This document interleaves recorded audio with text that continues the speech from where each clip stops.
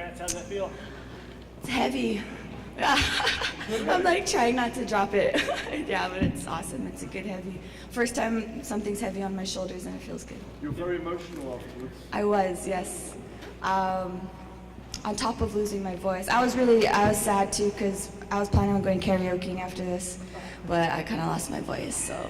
But yeah, it was emotional. You know, my coaches, my corner were all emotional. We're all a bunch of criers, so that's why I was. Because it's been such a journey, really. It's come quickly. Yeah, you know, everything's come full circle, and like I said in my post-fight interview with Jimmy, is that I really did want to do it for my team. You know, they were the ones that were there for me since day one. They literally led me to this point, you know, through my amateur career, through everything. They were the ones that did it, so I wanted to bring it home to them. This wasn't necessarily easy for you, I don't think, was it? No. I see you Yeah. walking a little gingerly. Oh yeah. I asked for a wheelchair afterwards. No, Emily. Yeah, Emily did a fantastic job, you know, trying to take out my lead leg. And I thought that the game plan was pretty good for them, you know, try taking my leg out, take me into the championship rounds. You know, I did get a little tired after that first one. I thought I was going to finish her. And that was exactly what I was scared of doing, was basically gassing out in the first 1 or 2 rounds trying to get the finish, you know.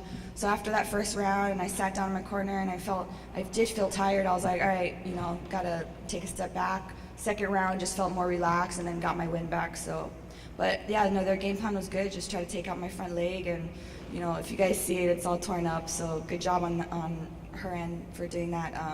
But yeah, it was not an easy fight by any means. Like, Emily's tough.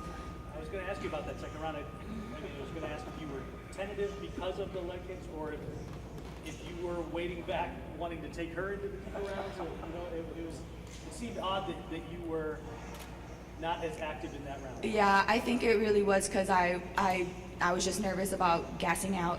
So yeah, I was a little tentative. But honestly, the leg kicks didn't really start hurting until the later rounds. That's when I could really start feeling them.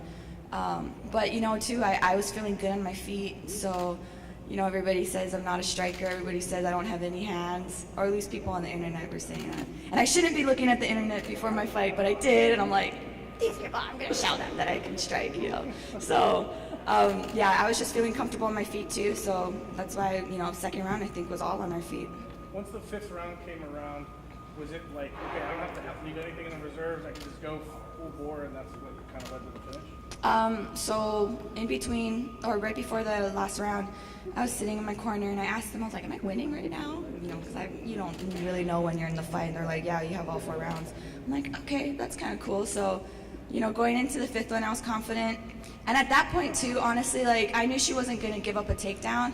And so I had her in the clinch and I was thinking to myself, you know, you can try to go for this takedown, try to do like a lat drop or something, or you know, and even if it doesn't work out, the ground is still your game. I feel good off my back. So yeah, she was able to stuff it. I didn't get the exact takedown I wanted, but we ended up on the ground. She was in my guard, and you know, I felt good. I was automatically into rubber guards. So at that point, yeah, I didn't really. I felt like I was winning. You know, I wasn't necessarily looking for the finish because I felt like I was winning, but it just happened, and I'm glad I did, because it showed people that not only did I take it all 5 rounds, you know, it was 30 seconds left in the round, but I got the finish too. So people should be scared that, you know, I can go all 5 rounds and I can finish you.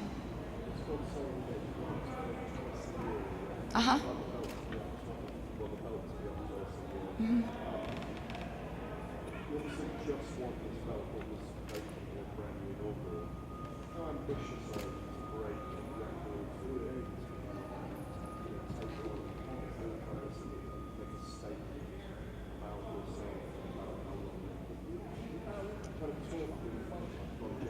Yeah. Yeah.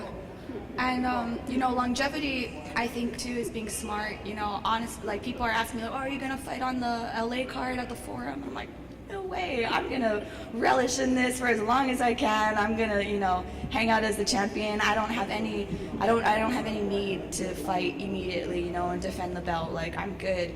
I can fight, you know, in 6 months. You know, a lot of fighters are always like, oh, I want to fight as many times as I can, which is great. But for me, I'm good. I don't know if you guys like know my style, but I go and travel after each fight. I go and party or whatever. I just relax, I soak it in, and then when it's time to get back to work, I get back to work. So I'm totally fine with just, you know, being champion, letting the other girls build their game up a little bit. You know, I think they do have to actually, you know, let some of the new signees fight first. They need to build some of the other girls up in the division to find a worthy, you know, contender. So I'm totally fine, you know, just cruising at the moment.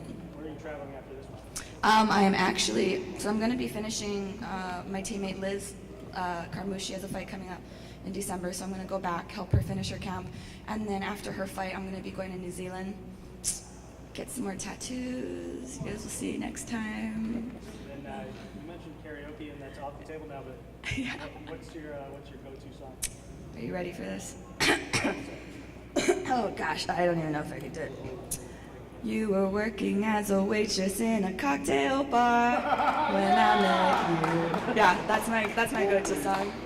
But I've been feeling the Alanis Morissette lately, so I don't know, maybe I'll surprise people. Champ, there's such a great history of Hawaiian mixed martial arts, and to be the first Bellator women's flyweight champion, is that like an honor, or is there like pressure to continue on with that tradition? Oh my gosh, no, it's a total honor. You know, leading up to this fight, I didn't really, of course I consider myself one of the fighters from Hawaii and everything, but leading up to the fight, when I started doing interviews with the other reporters, they said, they're like, you know, if you win this belt, you're going to be one of 4 champions from the islands in a major promotion. I'm like, what? For some reason I thought there was way more than that.